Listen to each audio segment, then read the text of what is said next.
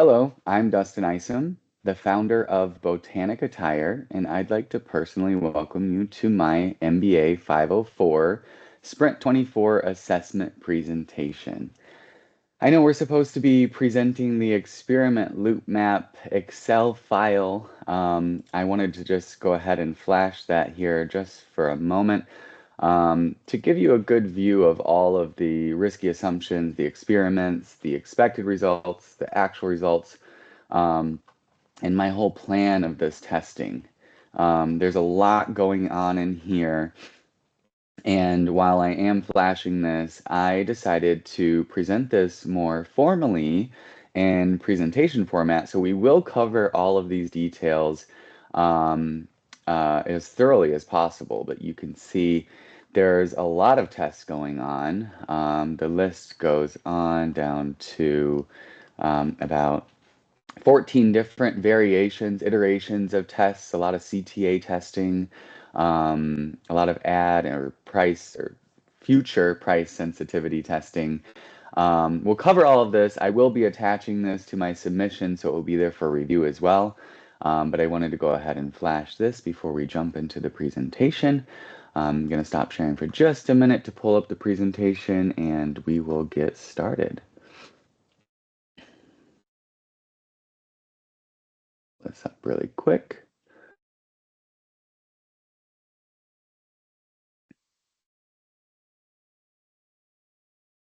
Share my screen again. Perfect. Let's go ahead and jump into it. So I'm going to walk you through how I tested my business, Botanic Attire, at least the initial product that I have. It's patent pending. We'll kind of review what the product is, what the pain it's solving, um, and then jump into the riskiest assumptions and how I identified those and how I ran my structured experiments to validate real customer behavior. This presentation focuses on how I move from assumptions to data and how I leverage that data to experiment and how each experiment directly influenced my decisions and improved performance. So the problem I'm solving, as a reminder here, sits at the intersection of plant ownership and home decor. First, repotting is messy and disruptive, which most plant owners avoid doing. Second, standard pots are purely functional and don't match home aesthetics. And third, there's no simple way to customize a plant's appearance without replacing the entire pot, which is costly and inefficient, amongst other things, where people are afraid of hurting their plant, the roots, and all of that fun stuff. But the core problem is lack of easy aesthetic customization.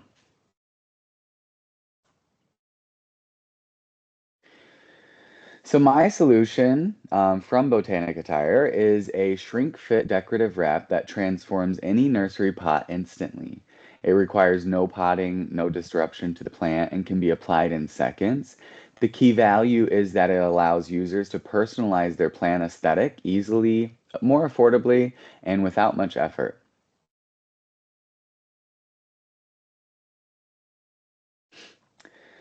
The riskiest assumption wasn't whether people liked the idea. People say they like things all the time, referencing the mom test. So the real question was whether users would actually take action, right? If they would click through an ad that I produce to take them from where they are, social media, engage and show purchase intent. Because we all know that passive interest doesn't build a business, active intent does. So to test this, and what 504 was all about, was to use a structured experiment loop. So every test followed the same process, define the riskiest or risky assumption, run a targeted experiment, measure results, then make a decision. And this ensured that I wasn't relying on gut instinct, but on actual user behavior. We all love gutting instinct. I feel like mine is the best. And so sometimes I do make decisions based on that, but the actual user behavior is so important, especially in these stages. So running the experiment loop map was extremely helpful and insightful. So this is where everything started. Experiment one. I drove traffic to my landing page through an ad. I was using a paid ad and through Meta, so Facebook and Instagram, and driving traffic to my landing page.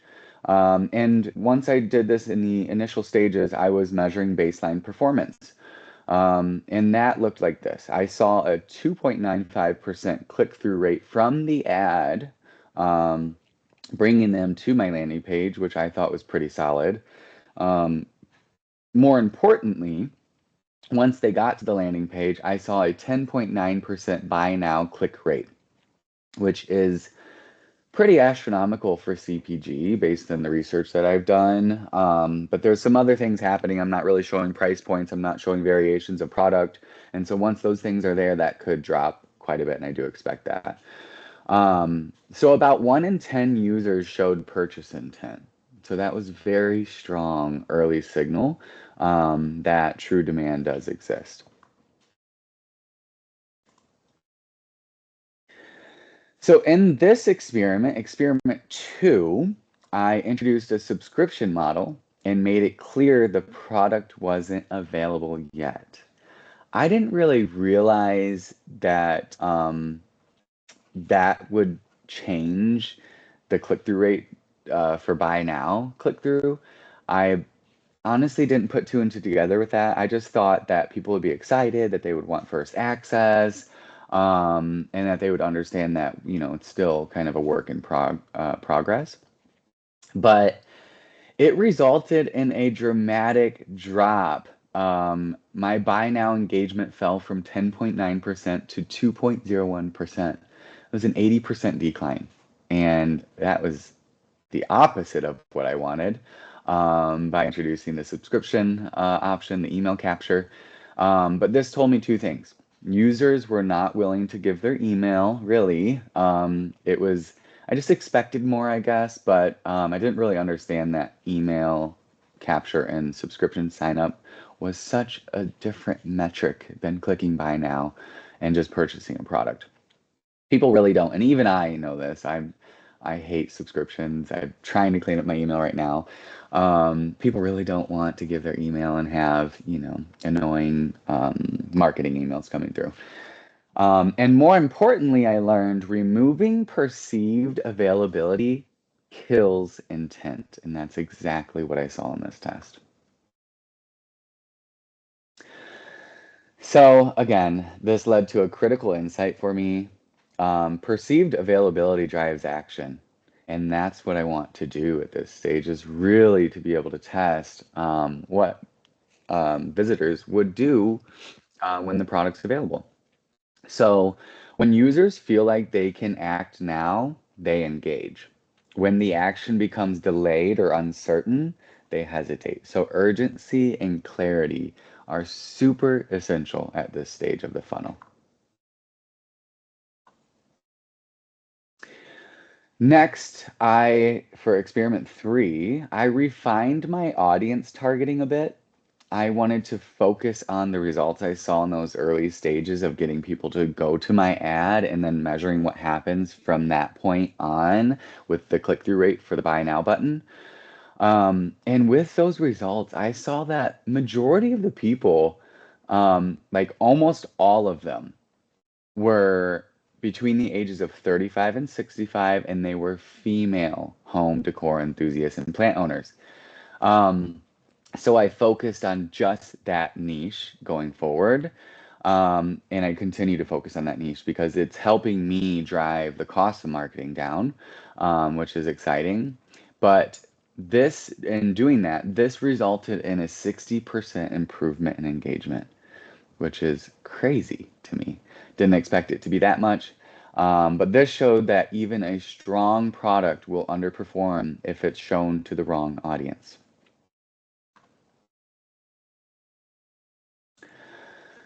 So from there in experiment four, I then tested different CTA variations, including discounts and different messaging. The result was really minimal impact. This told me that the CTA wording alone was not the bottleneck.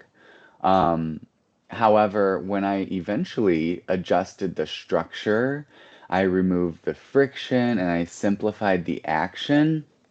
I improved email conversion by 60%. So the structure mattered more than wording. And what I did was is I removed the fact that they were giving their email right away. I removed the email bar. I just put a button that said enter now, right? And then it popped up the email bar. So they knew like, okay, I'm kind of already in it, got some skin in the game. But I also changed the messaging around. So I moved instead of letting them know that they could get early access, I put the header as get a free plant skirt. The first 100 to test Botanic Attire was the subheader. Um, can get a free plant skirt. So that was the draw, and I actually increased the font size too. And then the button, right? The button then showed after they clicked it that they entered their email. And that improved email conversion by 60%. So it was really insightful. It wasn't just the wording alone, it was the whole structure and how it operated. So from there, I had experiment five.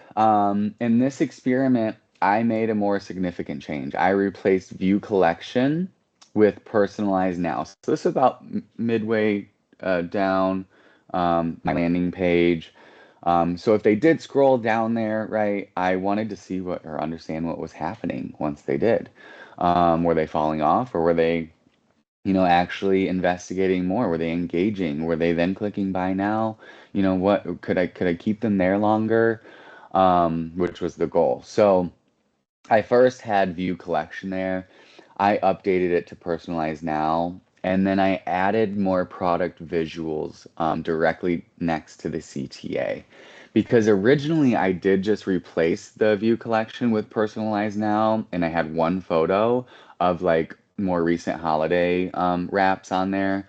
Um, and so what I was doing in this experiment was testing, okay, can I make this more visually appealing? Can I engage them more? Can I make it scroll based to see what would actually happen and lift from just that view collection button to the personalized now one with more engagement?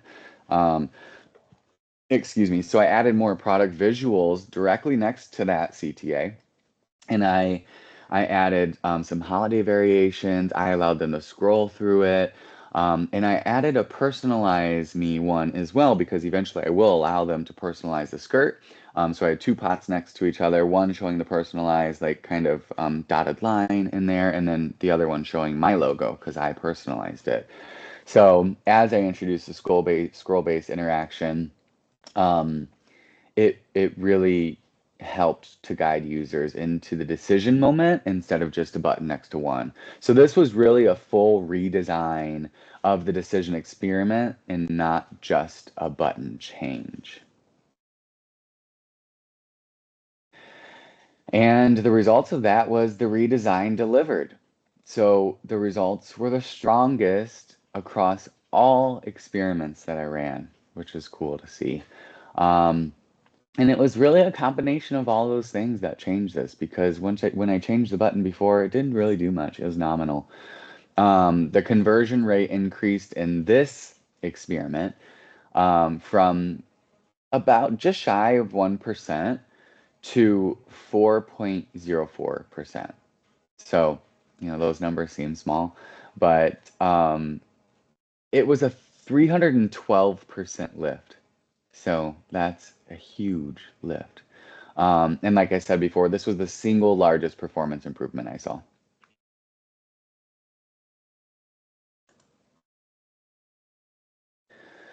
So a key insight there, the key learning is that context plus action drives engagement. It's not enough to tell users what to do. You have to show them why it matters right at the moment they're deciding, which is super key and what I learned, really key to what I learned in this experiment. Visual context reduces uncertainty, and action-oriented language drives the behavior. So together, they created the conversion for me.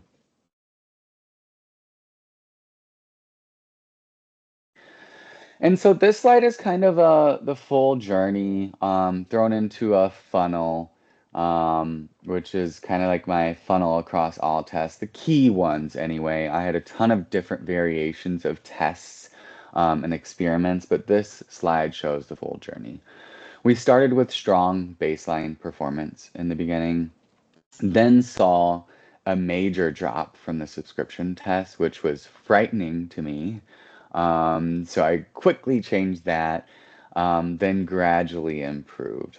And finally, I'm at and have landed and achieved a 13.13% buy now rate, which is still huge, right? We know that that will probably drop a bit once I get some pricing in there, once I get some more product variations, which I will be testing. We'll talk about as some future tests. Um, but we have a 312% lift in engagement further down in the landing page, which is amazing as well. So these are some key callouts that I really wanted to display here. But really, each experiment that I ran built on the last and revealed something new about user behavior. So what I learned, in a nutshell, anyway, learned a lot in this class, and the three principles that held across every test was first, action beats information. Users need a clear path to act. Second, visuals are super essential. Showing the product in context and in different variations, and what we'll have as a, kind of a product line, the holiday variations, the personalized options, the branding stuff, which is huge, which I'm going to move into from a B2B perspective eventually. Um, that really drove behavior. And third, UX is a major, generally, is a major conversion lever too. The experience in general, around the CTA even, matters as much as the CTA itself.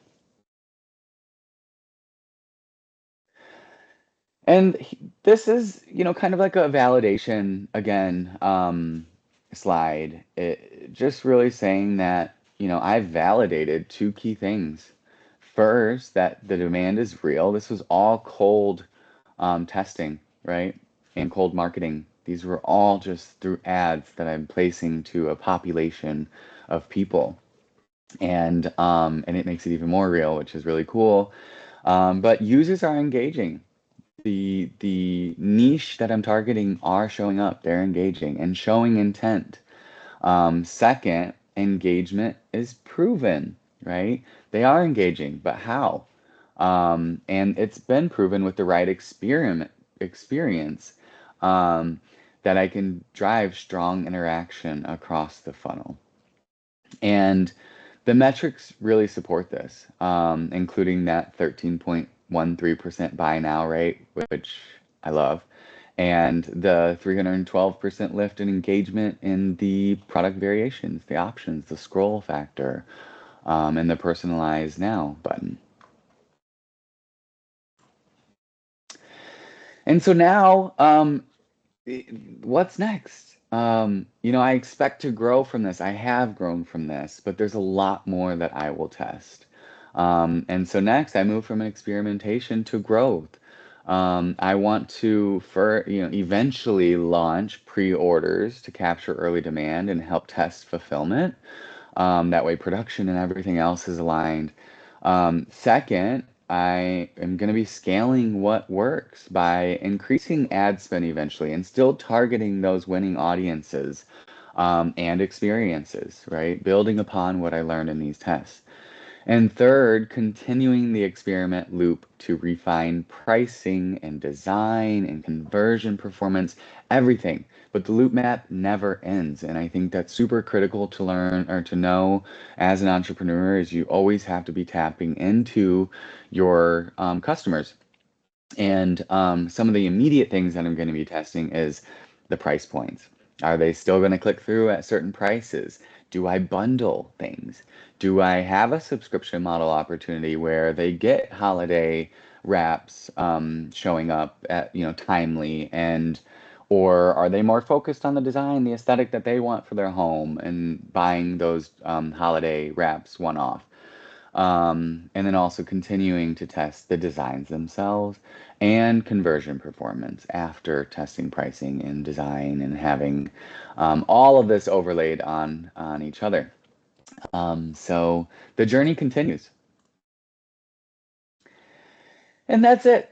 So I want to thank you for your time. Thank you so much for reviewing this and providing your feedback. I do appreciate it, and I hope you have a great day.